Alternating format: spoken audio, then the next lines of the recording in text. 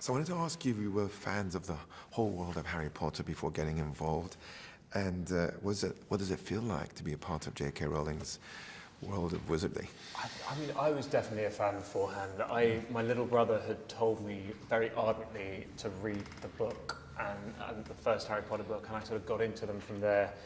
And then with the films, I was just totally seduced by them. It was like every year or two to go, it would be that time of year and you'd go and get a good big sort of Hogwarts hug.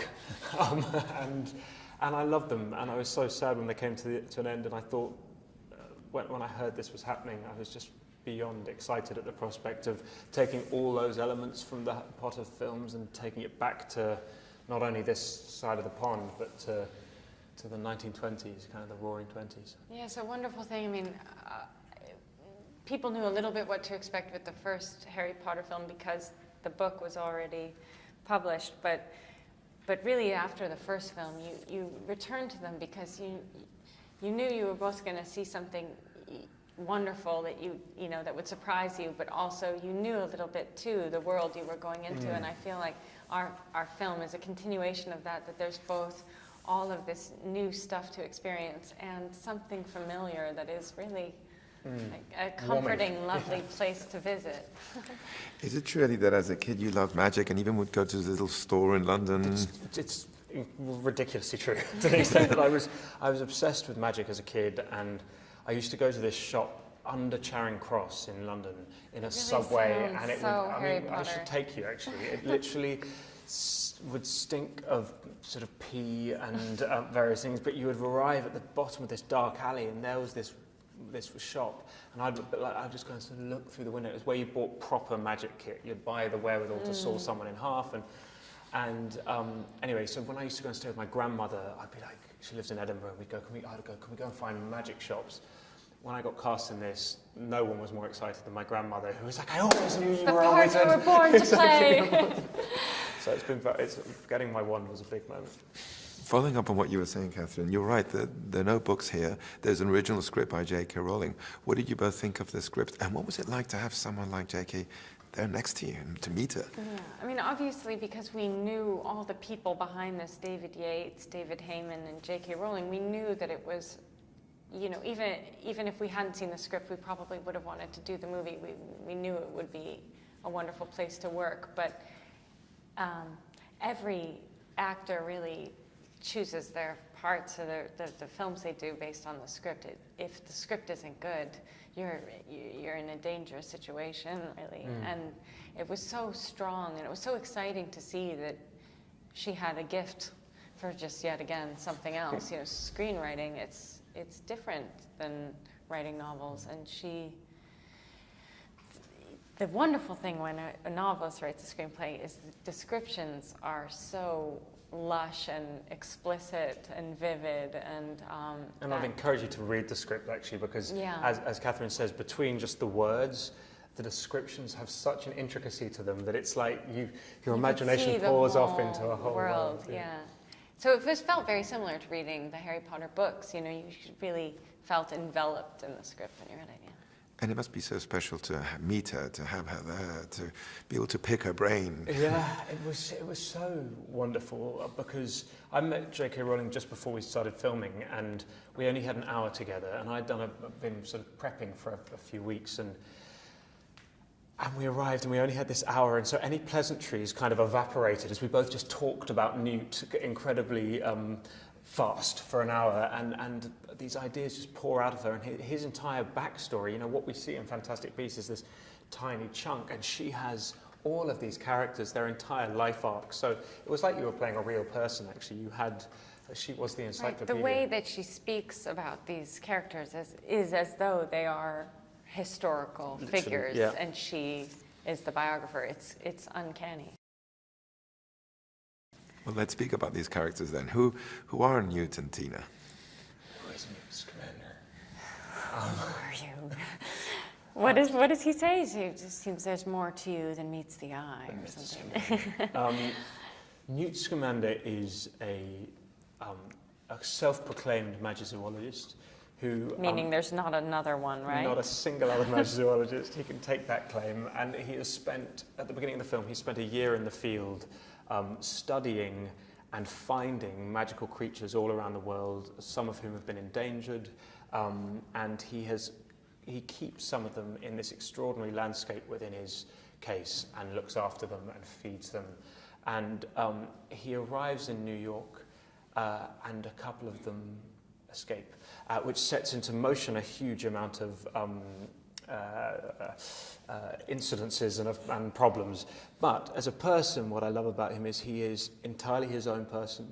He's been a bit damaged, so he's not particularly good with human beings, but he has such a passion for his creatures that's kind of where you see his heart. And when he meets these other this other trio who are all themselves outsiders, they find a common quality in each other that kind of galvanizes them all, I suppose. Yeah. Tina is a very serious, hardworking, also awkward, damaged person. They have qualities that they share some traits that they both are very passionate about their work and thrive in that environment, but are a little stunted it's contagious developmentally in other ways. And what I loved about Tina was that she loves her work. She's so proud of it, and has a sense that she has great potential as a witch, as an auror, but also at the same exact time harbors a real anxiety and fear that she won't reach her potential, that she isn't good enough. And so I love that kind of internal struggle she has. And then, it is when she too bonds together with these other three that it's this kind of strength in numbers thing that they especially Newt, I think, starts to encourage her to perform magic more than she's been doing recently because she's been demoted at work, and she starts to kind of get her groove back because of that support. And then, of course, you have the creatures. How was it to interact with them, to shoot those scenes? How was that? It was actually a huge amount of fun. So it was kind of about regressing to being a kid again and using your imagination in a way that I hadn't for a long, long time. But what was also wonderful is there were all these different techniques. So David Yates had this extraordinary troupe of puppeteers who came and created some of the creatures who I got to rehearse with, so that when it came to shooting, I'd have kind of a memory of what the creatures were physically. But then they had made some props, like the Murtlap, which was this sort of very disgusting anemone, clammy thing that was actually made of sort of silicone and was kind of revolting to hold. So there were lots of different techniques, but I think it was one of the most fun parts of the film, was interacting with the creatures. Yeah, and just figuring out, because with every animal we sort of would get to set and kind of roll up our sleeves and block the scene and figure out how it would all work, and they gave us so much freedom to play within that I didn't expect. We really all built it together, which was so much fun. Just to wrap it up, we can shorten the next one. I love the chemistry that you have with your sister, Queenie, in the movie, and also with Jacob Kowalski. I guess it would be a muggle in English terms, but in American terms, a nomad. The four of you, that group that you formed that you mentioned before, is also kind of the heart of the movie.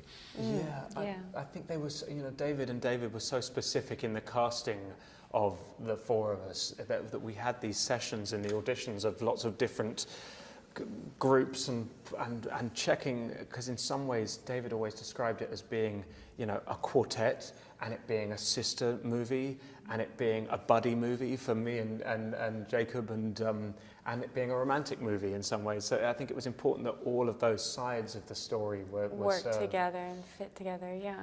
I mean, I barely have any interactions with Jacob, and yet I feel such an affinity for him because we're a part of this group, and the chemistry of all four of us is so easy, which made just working on this, because they take a while to make these movies, 7 months, and it was so 6, 7. Yeah. It was so much fun coming to work every day with this amazing group of actors, and even the extended family too. Ezra and Colin and everyone was so lovely to work with. But yes, that 4.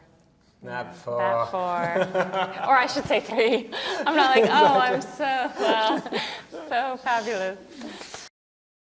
Hey guys, now the trailer for my Big Fat Greek Wedding 2 is already out, but did you know that despite pulling in over 240 million, the first My Big Fat Greek Wedding never once topped the US box office chart? Now for this and more movie facts, click on more videos, but if you want something different, click on the playlist.